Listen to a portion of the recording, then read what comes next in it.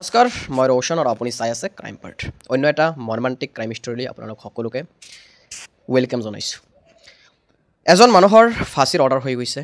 Lower court আৰু হাই কোৰ্টৰ পৰা। ফাঁচীৰ ৰছী বনাবলৈ ষ্টাৰ্ট কৰিছে ইতিমধ্যে, সকলোবোৰ প্ৰস্তুতি আৰম্ভ হৈছে জেইলত। কিন্তু সেই মানুহজন যোৱা বুধবাৰ অৰ্থাৎ তাৰিখটো হ'ল 12 তাৰিখ যোৱা বুধবাৰৰ দিনা জেলৰ পৰা লগতে বেগ লৈ সেই মানুহজন ওলাই আহিছে। আচলতে হৈছিল কি?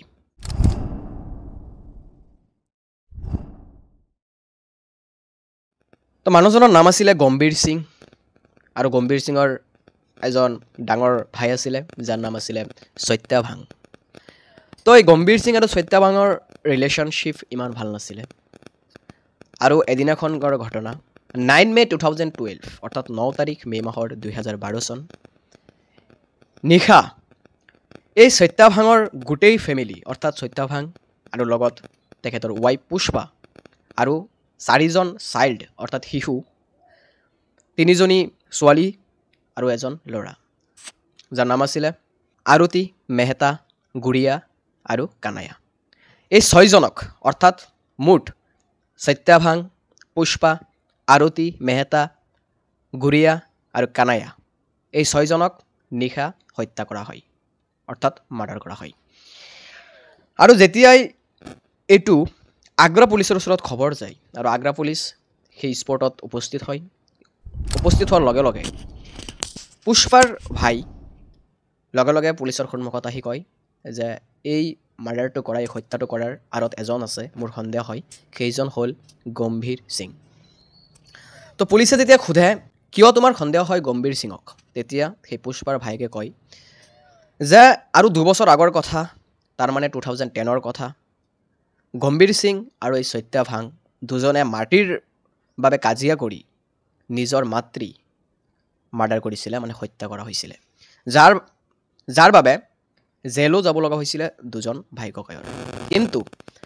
দুজনৰে একেটাই চাৰ্জ আছিলে যে নিজৰ মাক হত্যা কৰিছে, কিন্তু এজনৰ বেইল হৈ যায় আৰু এজনৰ বেইল নহয়, অৰ্থাৎ সত্যাভাঙৰ বেইল হৈ পৰে কিন্তু গম্ভীৰ সিঙৰ বেইল নহয়।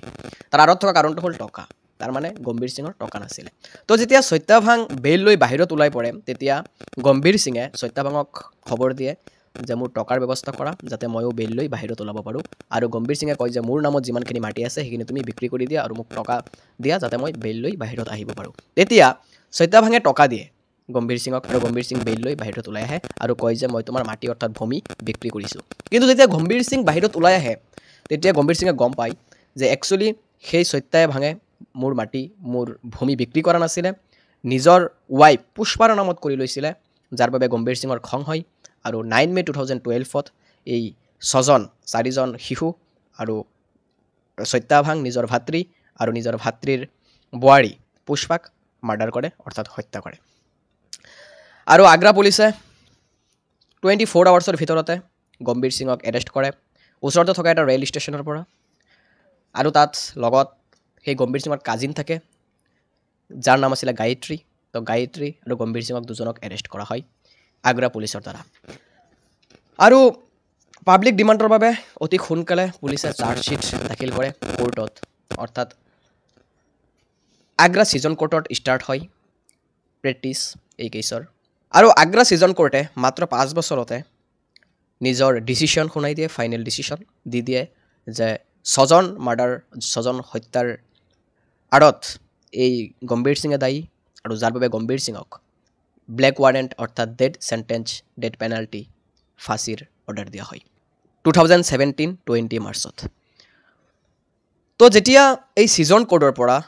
আগ্ৰাৰ ফাঁচীৰ অৰ্ডাৰ দিয়া হয় তেতিয়া গম্ভীৰ সিঙে চেলেঞ্জ কৰে হাইকোৰ্টত। আপোনালোকক মই জনাব বিচাৰিম বেছিক অলপমান কনচেপ্ট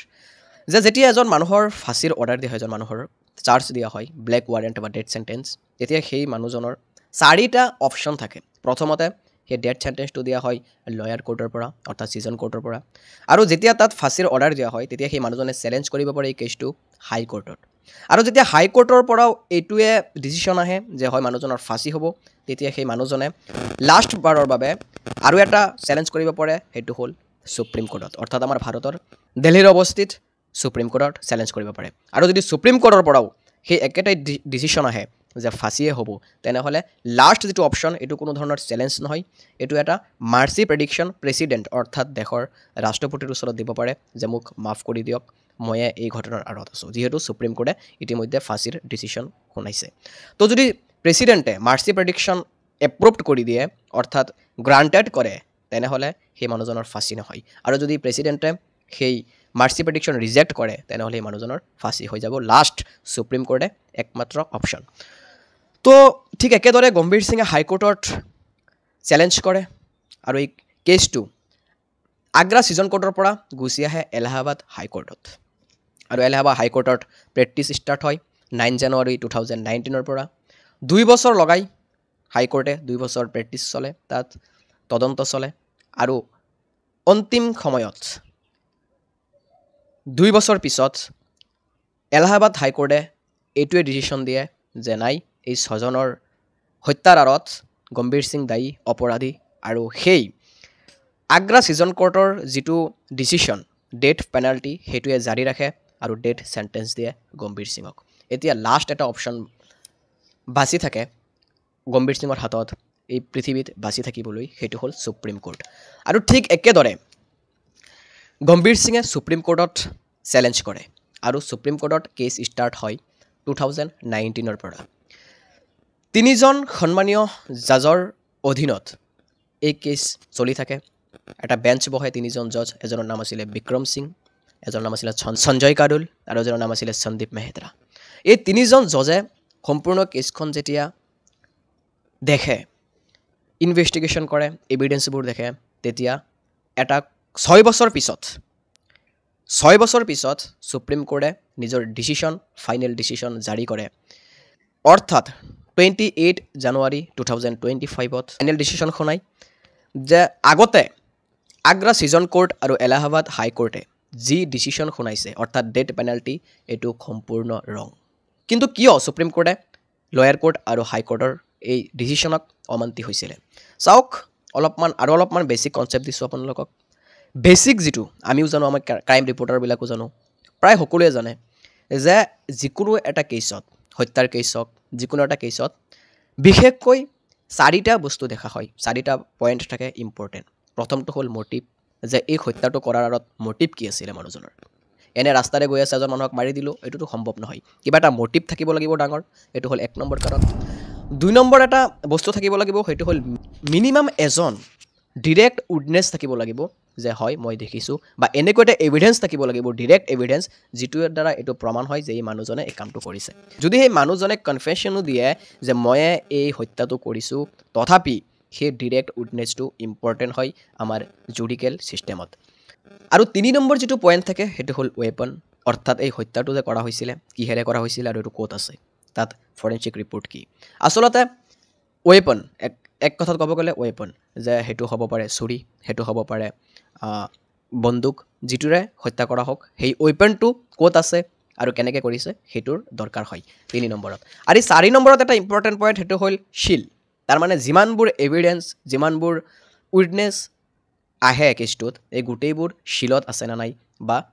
এক কথাত ক'ব গ'লে সংৰক্ষণত আছে নে নাই নাকি সেইবিলাকৰ লগত কিবা উল্টা পাল্টা কৰা হৈছে তো এই 4টা বস্তু দেখা হয় এটা কেছত বেছিক মানে তো প্ৰথমতে যেতিয়া সুপ্ৰিম কোৰ্টে মটিভ জানিবলৈ বিচাৰে এই কেছটোত তেতিয়া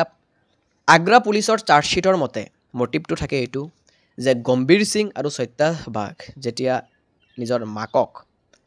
মাৰ্ডাৰ কৰিছিলে যেতিয়া আৰু জেলত গৈছিলে তাৰ পৰা অহাৰ পিছত যিটো মটিভ পুলিচে দিয়ে যে মাটি নিজৰ ৱাইফ সত্যাই পুষ্পাৰ নামত কৰি লৈছিলে সেইটোৰ প্ৰমাণ বিচাৰে পুলিচক কয় যে 2টা প্ৰমাণ দিয়া হয়তো এইটো প্ৰমাণ কৰা যে সত্যাভাগে সেই মাটিটো বেলেগৰ তাত বিক্ৰী কৰিছে কিবা ৰেকৰ্ড আছে আৰু নহ'লে এইটো প্ৰমাণ কৰা যে সত্যাভাগে সেই মাটি সেই ভূমি নিজৰ পুষ্পাৰ নামত কৰি লৈছিলে তাৰ কিবা ৰেকৰ্ড দিয়া কিন্তু আনফৰ্চুনেটলি পুলিচে কোনো ধৰণৰ এনেকুৱা প্ৰুফড বা এভিডেন্স দিব নোৱাৰে কোনো ৰেকৰ্ড দেখুৱাব নোৱাৰে য'ত স্পষ্ট হৈ আহে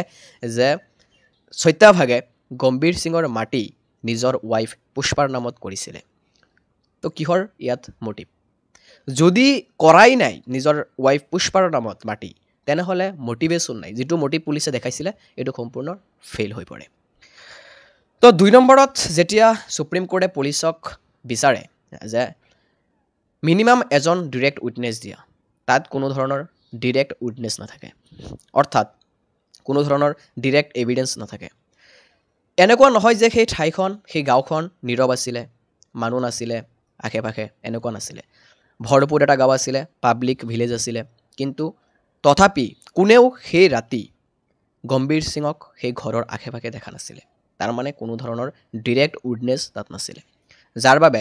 পুলিচে কোনো ধৰণৰ যেতিয়া ডিৰেক্ট উইটনেছ দিব নোৱাৰে, তেতিয়া পুলিচে কয় যে আমি যেতিয়া এৰেষ্ট কৰোঁ গম্ভীৰ সিঙক এটা ৰেল ষ্টেচনত, তাত যেতিয়া আমি এৰেষ্ট কৰোঁ তেতিয়া আমি দেখোঁ যে গম্ভীৰ সিং এই ঘটনাটো য'ত ঘটিছিলে, অৰ্থাৎ ক্ৰাইম স্পটৰ পৰা প্ৰায় 10 কিলোমিটাৰ দূৰত এটা ষ্টেচনত বহি আছিলে, আৰু তাত গম্ভীৰ সিঙৰ গাত যিমান কাপোৰ আছিলে তাত ব্লাড লাগি আছিলে, অৰ্থাৎ তেজ লাগি আছিলে, যাৰ বাবে এইটো প্ৰমাণ হয় যে এই কামটো গম্ভীৰ সিঙে কৰিছে। কিন্তু সুপ্ৰিম কোৰ্ট আচৰিত হয় আৰু এইটো কয় যে দিছ ইজ ইম্পচিবল, যে এজন মানুহে এটা 6জন মানুহক হত্যা কৰি নিজৰ গাৰ কাপোৰত তেজ লগাই সেই ক্ৰাইম স্পটৰ পৰা 10 কিলোমিটাৰ দূৰত যাব, তথাপি পাব্লিক ৰাস্তাৰে, তাৰমানে পাব্লিক ৰোডেৰে। তো মানুহে কি দেখা নাই গাত তেজ লাগি আছে? এইটো ইম্পচিবল। তো যেতিয়া দুয়োটা টপিক ইয়াত পুলিচে লজ কৰি পেলাই, অৰ্থাৎ ফেইল হৈ পৰে যে মটিভ আৰু ডিৰেক্ট উইটনেছ, তেতিয়া থাৰ্ড যিটো টপিক সেইটো লৈ আহে যে ৱেপন, অৰ্থাৎ যিটোৰে হত্যাটো কৰা হৈছিলে সেই ৱেপন কি আছিলে। তেতিয়া পুলিচে কয় যে সেই ৱেপন দুটা ৱেপন আছিলে, এটা আছিলে কোঠাৰ আৰু এটা আছিলে ছুৰী। আৰু পুলিচে কয় যে যেতিয়া নেকি গম্ভীৰ সিঙক সেই ৰেল ষ্টেচনৰ পৰা আমি সেই ক্ৰাইম স্পটলৈ লৈ আহোঁ, তেতিয়া গম্ভীৰ সিঙক যেতিয়া আমি সোধোঁ যে তুমি কিহেৰে হত্যা কৰিছা, তেতিয়া গম্ভীৰ সিঙে কয় মই দুটা ৱেপনেৰে হত্যা কৰিছিলোঁ, এটা আছিলে কোঠাৰ আৰু এটা আছিলে ছুৰী। আৰু সেই দুটা যেতিয়া ক'ত বুলি আমি সোধোঁ, কয় যে সেই ঘৰতে মই পেলাই আহিছোঁ আৰু তাত গৈ আমি কোঠাৰ আৰু ছুৰী পাওঁ। তেতিয়া সুপ্ৰিম কোৰ্টে পুলিচক কয় যে তোমালোকে এইটো ফৰেঞ্চিকত দিছিলা নে নাই? তেতিয়া পুলিচে কয় হয় ফৰেঞ্চিকত দিছিলোঁ 3-4 দিনমান পিছত। তো সুপ্ৰিম কোৰ্টে সোধে যে 3-4 দিন পিছত যে তোমালোকে এই ৱেপনটো ফৰেঞ্চিকত দিছিলা, এই 3-4 দিন এই ৱেপনবোৰ ক'ত আছিলে? শিলত আছিলে? তেতিয়া পুলিচে কয় নহয়। তো তাত যি টি নহয় হ'ব পাৰে, যেতিয়া এটা হত্যা 6জন মানুহৰ হত্যাৰ কাণ্ড আৰু তাত যিটো ৱেপন আছিলে সেইটো তোমালোকে অপেনলি থৈ দিছা, তাত যিকোনো ধৰণৰ কাম হ'ব পাৰে, তো তোমালোকে শিল কৰা নাই। আৰু ফৰেঞ্চিকৰ যিটো ৰিপৰ্ট সেইটো অহাও নাই, তাৰ আগতে তোমালোকে চাৰ্জশ্বিট দাখিল কৰিছা। ফৰেঞ্চিকৰ মতে তাত 6টা গ্ৰুপৰ, অৰ্থাৎ 6+ গ্ৰুপৰ তেজ পোৱা যায়, কিন্তু এই তেজ এই হত্যা কৰা মানুহৰ হয়নে নহয় সেইকেইটা কিন্তু এতিয়ালৈকে প্ৰমাণ নহয়। 3 নম্বৰ ৱেপন যিটো টপিক আছিলে ইয়াতো ফেইল কৰি পেলাই। তো চতুৰ্থ যিটো আছিলে শিল, অৰ্থাৎ যিমানবোৰ ৱেপন থাকে, যিমানবোৰ এভিডেঞ্চ উইটনেছ থাকে, সকলোবোৰ এটা নীতিৰ মতে শিল কৰি ৰাখিব লাগে, সংৰক্ষণত ৰাখিব লাগে, যিমান দিনলৈকে এই কেছখন শেষ হৈ নপৰে। কিন্তু যেতিয়ালৈকে